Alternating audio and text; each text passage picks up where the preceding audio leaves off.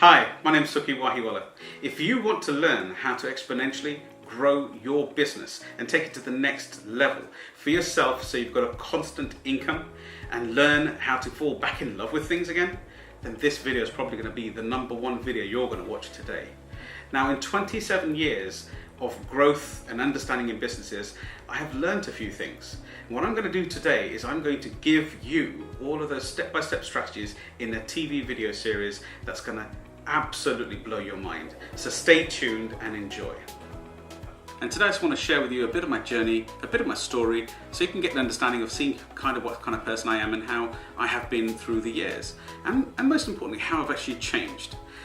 Well, my business journey started when I was just 17 years old, and this is kind of my official business when I started when I was 17.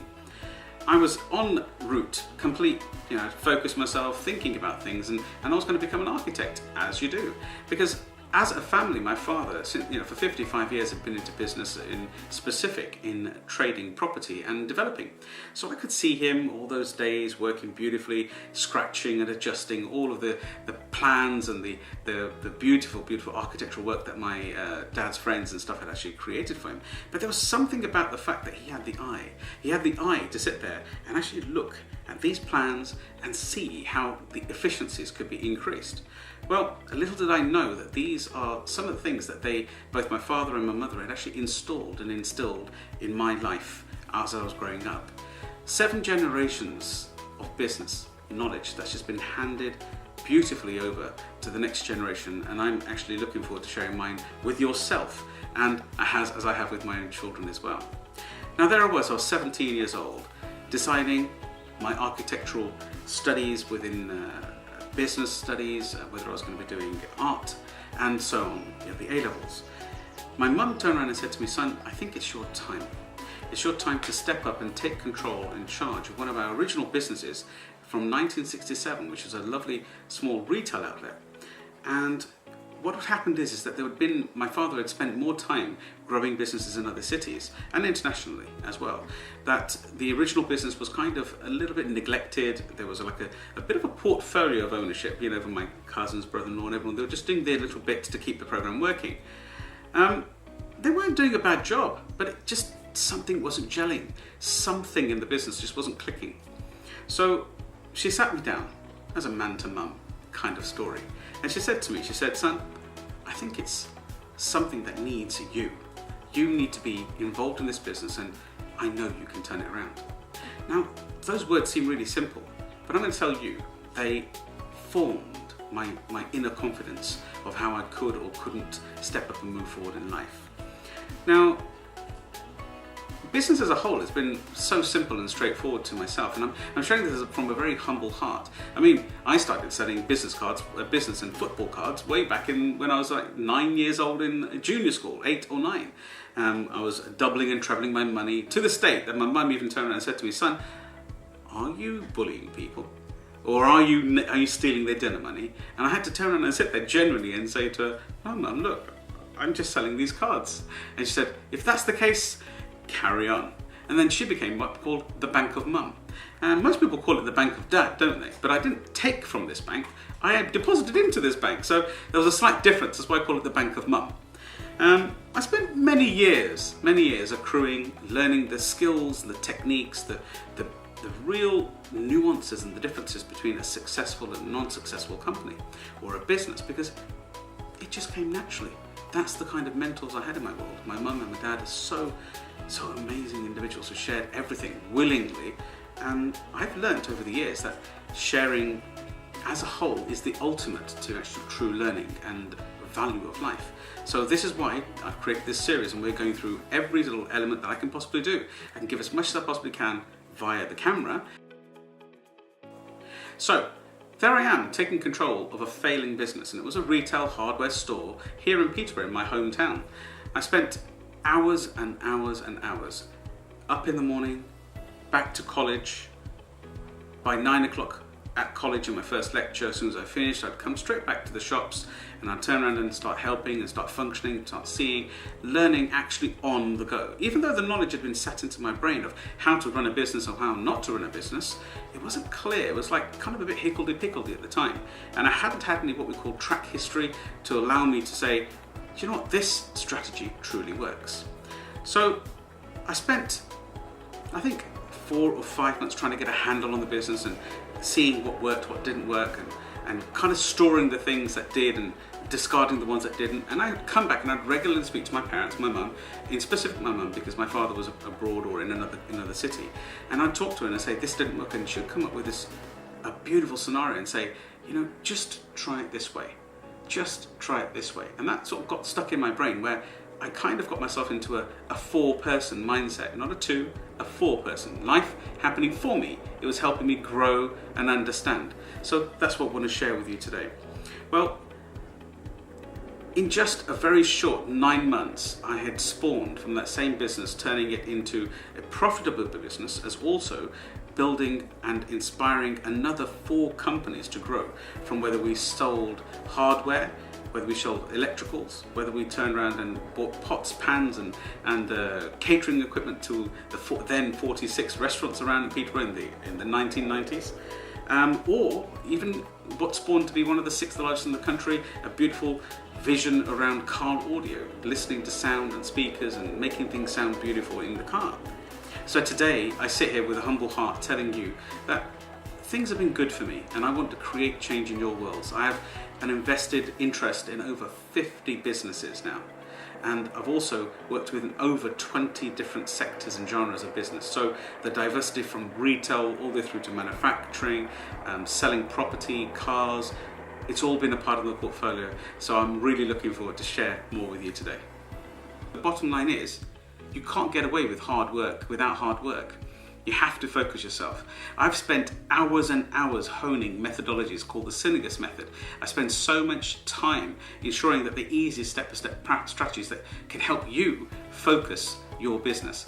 Now, you could say that I'm saying all this stuff just to impress you, but I'm not going to go down that silly adage of I'm not telling this to impress you, and I'm going to be sitting here telling you, no, I'm just telling to impress upon you. But I'm going to be honest with you, it's genuine. I'm here to help. People listen because I care. I've spent time with the individuals, actually creating their change, turning their businesses and giving them accelerative growth strategies that just flip their business. And 1 minute the business is not working, and somehow we see these little things. I spend a lot of time and I work out whether the 8-step strategies that are covered in there, whether they need slight twinkering or even, in some cases, removing totally and reinstalling and reinventing. But the key here is meaning. We'll get onto that a bit later on in a moment when I share some more knowledge with yourself about understanding yourself, understanding your business, and really the reason why you do things in your business, because that's the secret to success. There are 8-step strategies that I'm going to cover. So over the years, recent years, I've actually been sitting there and I've been so humbled to help thousands across the globe as a mentor, as a coach, as a judge, or as just a friend, just to give people clear step-by-step strategies in their world. A lot of people have said to me on stages and sitting down with people that I'm working with, and they say, Suki, if things are so great and everything was so brilliant and everything is so great now, then why are you here helping us today? Why do you even want to give some evidence or share your secret strategies with anybody? Well, if you followed my life story, and I'm going to share a little bit over here for yourself, I'm sorry if you've heard this before, but I'm just going to give you a little bit of an understanding around my life and what really happened. Well, at the age of 31, way back in 2006, I had a near-death experience, and to explain it in a simple way, I got hepatitis A, and I was there 2 hours from not being alive. And I'd just come back after a lovely holiday, and bang, I just got impacted and completely just collapsed, went into hospital, and all I can remember is kind of vaguely my wife being told that he might pull through. Now, I'm not sure whether you've had a near-death experience yourself, but I can tell you, it changes you. It changes everything. It makes you think about things, It wasn't the impact of the £3 million loss, the 18 months of being away from my companies, not being connected with all my friends and all stuff like that, because really, I was just in an oblivion. But what happened is, when I did come back to work, when I did come back to my group of companies, with God's blessings and the universe. If you don't believe in God, please just change it. But just understand I say it the same thing. I realised that I had fundamentally changed, and something was different about the way I was wanting to work or wanting to live. I'd somehow understood that life wasn't just this chase, this growth, this achievement, this win. It just becomes something a bit more integrous, along the lines of, what was I doing in this moment right now? Like sharing. I'm sharing on this camera in front of you, but I'm going to do it in an honest way, and I'm doing it. I'm enjoying every single second of this. I'm thinking, it just makes me feel as though I'm contributing to a body of work somewhere. And then above all of this, that I'm hopefully creating some kind of change in your world as well. So the fundamentals, they're the key parts. So in business, there are some key fundamentals that you need to pay attention to. And it sounds a bit silly, but motivation is a key part of it. And motivation is a constant rolling change. It always changes the way you think, see, understand things in the world. But there's a real simple way. There's a little way of controlling and taking charge back again. And it's actually what we call the meaning behind it. So how do you actually do things and why, which is really kind of important. So you could say, Sukh, I get you, no problem. I can sit there and I can take action, I can motivate myself and I can do it today.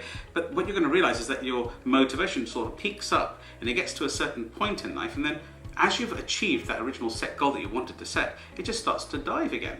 So is that really the key formula? Is that successful?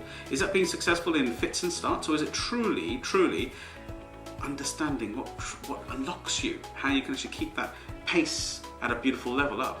Well, there's a gentleman who, his name is essentially a pre-psychologist, which sadly a lot of our trainers and psychological attuned individuals don't ever really recommend much, but his name is Alfred Korzybski, and he writes a book way back in 1932-33, and the book is called Science and Sanity. So Alfred Korzybski is one of the most impactful individuals in the psychological realm. Whether it's you take the route of sort of like business, or whether you take it social, or whether you take it as family and spiritual, the reality is that Korzybski has spent many years honing and understanding the human psychology. And he said something really, really powerful, because it's kind of synchronized with what I'm trying to tell you. You've got to understand why you're doing things. The thing is, he goes on to say that we as human individuals are meaning-making machines. Now he says you're nothing more or nothing less than a meaning-making machine. Now that sounds kind of complicated. Firstly, it likens you to a machine. And secondly, you sit there thinking, well, what's the meaning behind anything? Why do I even need a meaning to be successful? Well, I'm going to tell you a little secret. Have a listen, come close. And the bottom line is that without a meaning, you don't do anything. Just as simple as that. And he goes on to explain that if you've taken action in life, it's always preceded with a meaning. There's the secret. The secret is, if I do something or do not do something, it's because of the meaning. It's the secret behind it. What did I do it for? Who did I do it for? What exactly did I do? How did I do it? And most importantly, what are the outcomes? How will I receive the benefits of my actions? So Korzybski has been quite impactful in my life, and I've always realized that everybody has got goodness in them. Everybody's got the key secrets, and everybody should know and does know how to impact their own life and business. Because the reality is that you are the secret. You just need to unlock yourself. How do you unlock yourself? Learn yourself. Learn how you think. Learn how your world works. Learn the inside of your understanding. Take away these core masks that we have in our brain. The mask of being a son, being a daughter. No, stop looking at me thinking I could be a daughter as well, but you get what I mean. So a son, a daughter, a husband, a wife, a partner, a brother, a sister, a parent. We forget that these are all masks. These are all things that we put on top of ourselves and said, this is my new me. But the reality is, who's inside, right? Who am I truly, and how do I make my world work? Isn't that really more important? Well, all of this is defined and carved by your meaning. So again, Korzybski goes on to say that we are meaning-making machines, and every time we make a meaning, we automatically take an action. So now the question leads into, what actions am I automatically taking? Which is kind of like habits. I'll share that with you in a moment. You've all heard, I'm very certain, of the ancient kind of like art of war, and then you're going to say, what's that got to do with business? Okay, but have a listen. If you think about it realistically, our thoughts are along the lines of something, of keeping our friends, what we call friends, close to us, right? So our friends, they keep close, but we've always got to keep an eye on our enemies, right? So there's a context of kingdom to kingdom, and they used to say, keep an eye on your enemies, but make them even closer. So keep my friends close and keep my enemies closer still. So how does that relate to you in business? It doesn't mean the competitive edge, trust me. It's not about being competitive. Keep an eye on your competitor and keep an eye on your allies and keep an eye on your competitors. It's deeper. This is an inside conversation. Now, if you liken a friend, if we turn that into like a behavioral strength, does that make sense? Like, I like to sell, I like to speak, I like to sleep. No joke. I like to wake up and focus myself. There's certain behavioral traits that I have within myself, and you will as well. And what you want to start doing is start to think about, what are my behavioral traits? What do I enjoy doing and what do I not enjoy doing? So these traits, if you can translate them and transfer them, I regularly say, keep your strengths close, but keep your weaknesses closer. So one of the practical things you could do here is you could sit there, grab a piece of paper and literally split it into half, and then on half a page put down positive and negative. So you could put down things that you are, what you feel you're good at, things that you find easy, straightforward. Make a complete list of them. Like, I love meeting people, I love connecting with people, I love listening to people, I love helping people, or maybe I just love finding solutions and strategies and structures. Why is that? I just want to win. It's just me. I love doing this. I love winning. I love winning races. Whatever it is, pop it onto the list and you'll start to see what I call a bit of a trait, and you'll start to see whether you're a bit more of an introverted or an extroverted energy. These things are kind of core to the inner psychology and unlocking yourself, because I said before, and I'll say it again, you must know you. You need to know you better than others do, so that you can keep yourself close. Now, we've all heard of that amazing, powerful, easy to sell adage saying, find your passions and just get completely focused on them and turn your passion into profits or passion into your business. But the question arises that, is that really the right answer? Is that really what it's all about? But what if I told you what my father told me when I was younger? He said, son, get passionate about business. Just focus on business, full stop. So why not get passionate about anything you do, any business you're doing, any focus, whether you think it's your passion, personal, hobby, etc. I wouldn't want to turn my hobby into a business. I'd rather keep my hobby principally as a business. I love snooker, so I don't particularly want to become a snooker coach or something of that sort of nature. So the question always comes in that, there's always that little flow about passions and profits and passions and business. Stay focused on what you want to do and look for the strategy that turns it into a success. Now, we've all understood that you've got to have a business and you've got to leverage yourself and you've got to outsource everything. And absolutely, it can work when you've got a certain financial size, when you're at a certain peak point where the next step is to be more than you. But to start off with, team, you guys have got to turn around and roll your hands up, maybe even roll your sleeves up, even though I'm without a sleeve today. But roll your sleeves up, get on with it, get into the nitty gritty and actually turn around and give it your best shot. Make an effort. Learn the things you don't know. Learn how to do them. But don't learn them because you've got to learn them, because you're passionate about it, you love it. Just get loving about business and focus on it. Get step-by-step structures in your place. Time, management, strategy, structure, these are all key, parameters of successful businesses. There are certain areas that you can replicate and you can translate and take over into your own business, of course. Finances, etc., etc. But the point is, can they all work separately or do they all work together? Now, the reality is they work together. You must bring them all into one process that actually functions your business. So here comes the part. Now I'm very much interested in sharing with you the 8 core steps and areas that you need to focus on in your business. Now, when I share this with you, you're either going to go, oh my God, I don't like any of them, or I like some of them, or I'm just absolutely brilliant out on them all. But the point is, they're all needed. Every single one of them has to be in convergence with each other. So I'll read them out to you. One is planning. planning around your business strategy, the steps. How am I going to take the business from where I am right now to where I believe or where I want to take the business, like the end goal. So then we have to do management. So every single day you have to manage your tasks, manage your business sales. You have to manage your money to an extent, but you have to manage people as well. You can't forget that part of it, right? So then there's also cash flow. Now there's money coming in, money going out, to ensure that you've got enough working capital, to ensure that you've got enough growth capital. A lot of people miss and stuff like that. They pay their money with all their money, and then every month they're working hand to mouth. So you've got to learn this sort of information. Then it's product sourcing.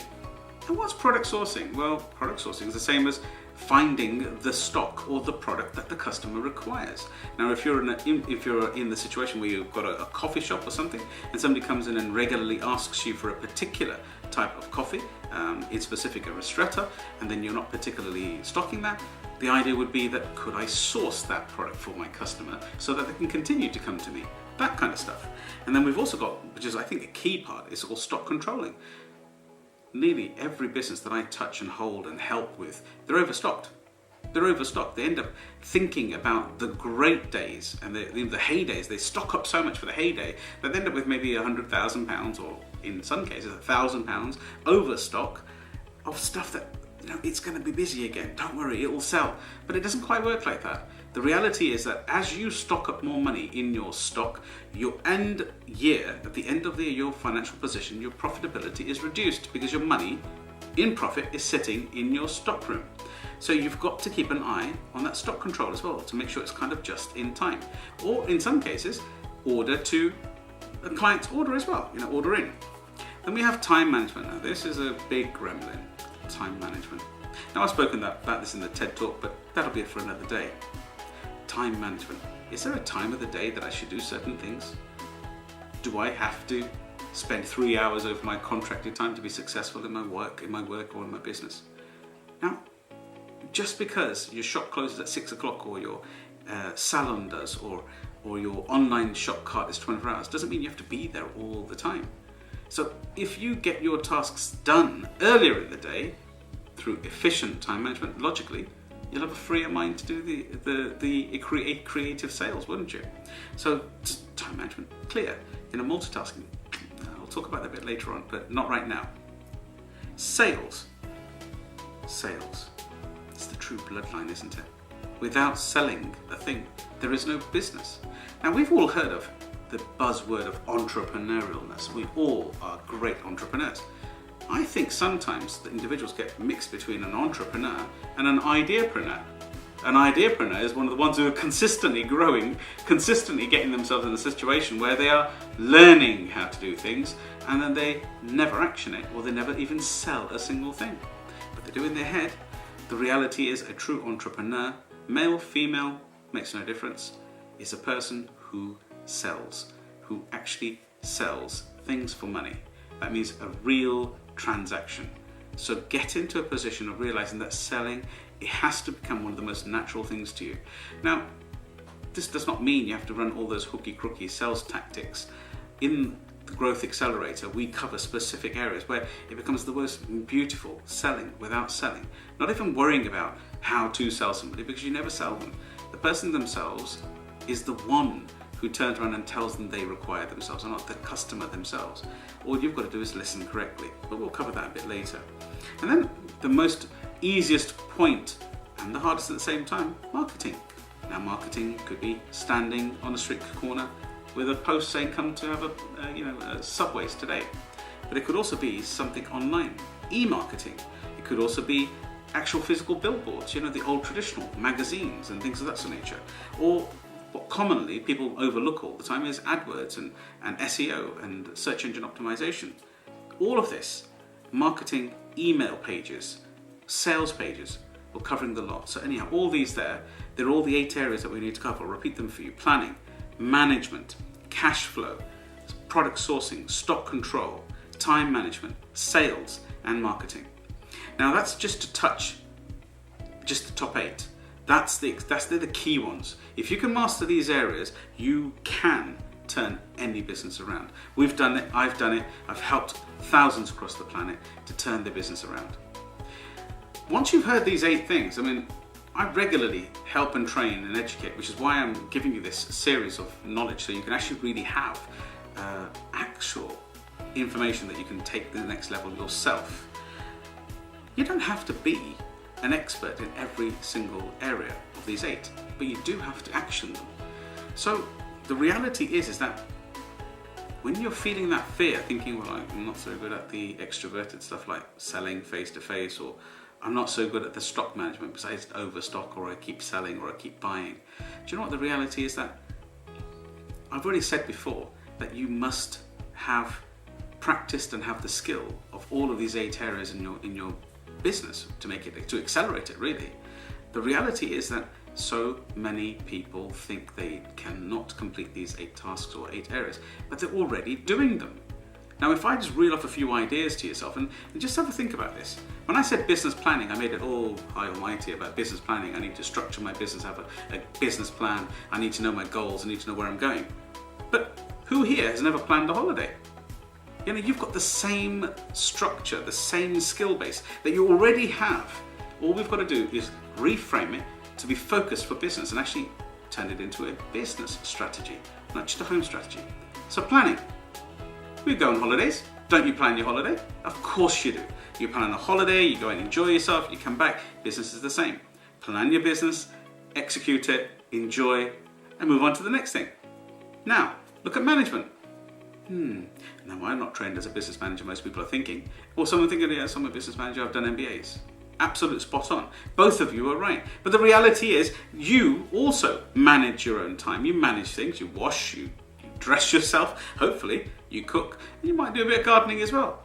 Isn't that time management? Isn't it managing your life, organising things? Saying like this time to this time I'm going to go do this, I'm going to do that, I'm going to cook tonight, I'm going to not cook tonight, I'm going to go gardening today, I'm going to go for a walk.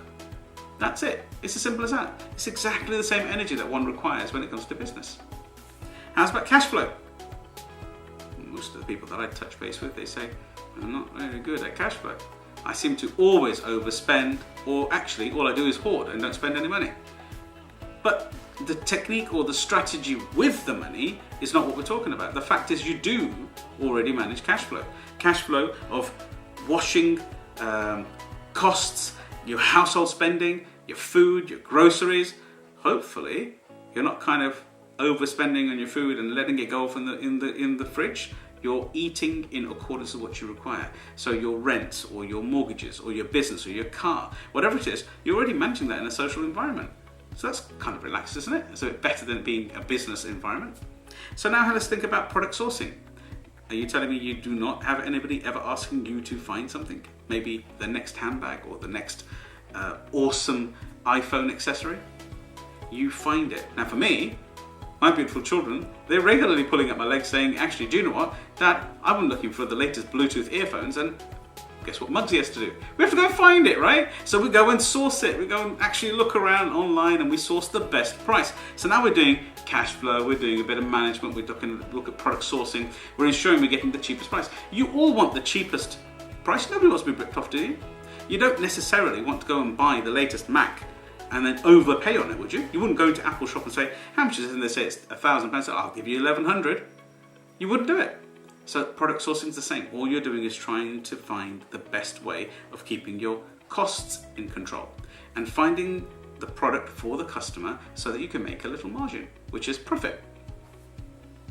How's about stock control? I hope you all stock control.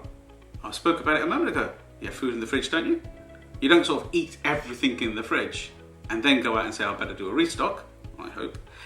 You're going to be managing stuff, you know. If the baked beans is down to one tin or one can of baked beans, then you're going to go and buy at least another one to replace it in advance. So the stock control's already there. So we don't even realize we do this. I was speaking just only 2 weeks ago at an amazing conference, and they were all full of startups, and everyone was thinking the one thing. They were thinking, how can I run a business? I don't know how to do all these things. I don't know how to do this. And until I pointed out to them, there's an 8-step area, and by the way, you're doing all of the 8. All of a sudden, the epiphanies, the ha-has in the room, everyone's going, oh my God, I never realized I actually do already plan myself. I already do management. I already do cash flow. Well or not well, doesn't matter, but I still do it. So the key in the the eighth one is the time management. We all manage going to the shops, to the cinema, dropping the children off, opening shops, closing shops, eating dinner on time. Very simple. If you want to eat at 8 o'clock or 7 o'clock in the evening, you're going to start a good couple of hours before they're cooking your food. So you just manage your time and you realize what you've got to do in the day. So step 7, we're getting into sales now. So you can say I'm an easy salesperson, the best salesperson, or I'm the worst. But the reality is we all sell. We all communicate with individuals. Now, how's about family members when you want them to come with you, or you want to help somebody, or you want to get something from somebody? That's a sell. You sell yourself in front of somebody else. So you can constantly convince others, can you not? I mean, the biggest sell of all is when husband and wife, children, when kids turn around and say, I want that particular jacket or that particular ice cream, and whatever it is, they'll convince you. The bottom line is all you've got to do is talk about the benefits and helping people. But you've got to remember to listen, that's all it is. But it's the same skill, can you see that? It's the business skill that's necessary, because we all hear this. Sales is the bloodline. Now, finally, marketing. Marketing's complicated. It's social media, right? Oh, it's emails, right? Oh, it's giving people a call, right? Oh, it's putting an advert in the paper. Or it's having a great website. Well, it's all of them. But that sounds so daunting, doesn't it? Are you not a marketeer? Have you ever had a birthday party? Have you ever invited anybody around the house? Have you had a New Year's Eve party maybe? Or a wedding? Of course we have. And if you've got children, of course you're constantly managing them with marketing of when to go and do something or when not to do it. All you've got to do is pick up the phone or send somebody a text and say, can you come? It's letting people know. It's the same as a birthday party. It's saying, would you like to attend my 40th birthday party? It's simple, isn't it? Now, the beautiful thing here I'm going to share with you is my wife's name's Parvinder. She spends the most amazing part of her life being helpful to everybody else. But she organised my 40th birthday party, and there was 140 people who turned up in the room, and genuinely I was blown because it was a complete surprise. I went there with my family, and she had managed to coordinate. Because of the fact that it was not business and it was not marketing, she loved it. She managed to coordinate way more than 150 people that turned up, the 140 people that turned up there, way over 150, because there was a lot of organisers. A good friend of mine, Jatinder, and a number of other people, they all assisted her. And the funniest thing ever was that after all of this amazing coordination, we turned up and it was a complete blow in my face. I was in tears and everything. I found such great love in the room. But everybody had come to my birthday party because they wanted to be there. All you've got to do is find out why people want to be where you're asking them to go or where you're inviting them. So it's the same as a family event to a business event. So now have you seen all those 8 areas? You can easily transfer the same skills in your day-to-day life into business. The focus is what is the parameter, and that's all we're looking for. So now that you've got those 8 steps, I don't want you to sit there on your laurels and think, well, it's okay, I've got the 8 steps, I'll make my business successful myself. There's still the meaning that you've got to change. I want you to completely get out of your own way. Grab a pen, grab a piece of paper, write it down, take this action now. Grab the piece of paper and write down clearly what the one thing is that's holding you back in life, that's keeping you procrastinating, that's keeping you away from your success, that's holding you back emotionally and actually not allowing you to step forward. Write it clearly down. Now, once you've written it down, I want you to look at it and say, right, this is the thing, this is the one that I'm going to change my meaning. Korzybski's meaning making machines. I'm going to change the meaning on this. I'm going to make it in a positive way. I'm going to shift myself from a 2-person, life is happening to me, to a 4-person. So do this now, please. I want to change your life. I don't want to watch this series of videos and then turn around and say, hey, that was just a lovely video, I've got myself going. I want the change. Please, please, please take your time. Get a piece of paper, write it down, write down exactly what it is. Once it's in front of you, you will be able to create a strategy and move forward.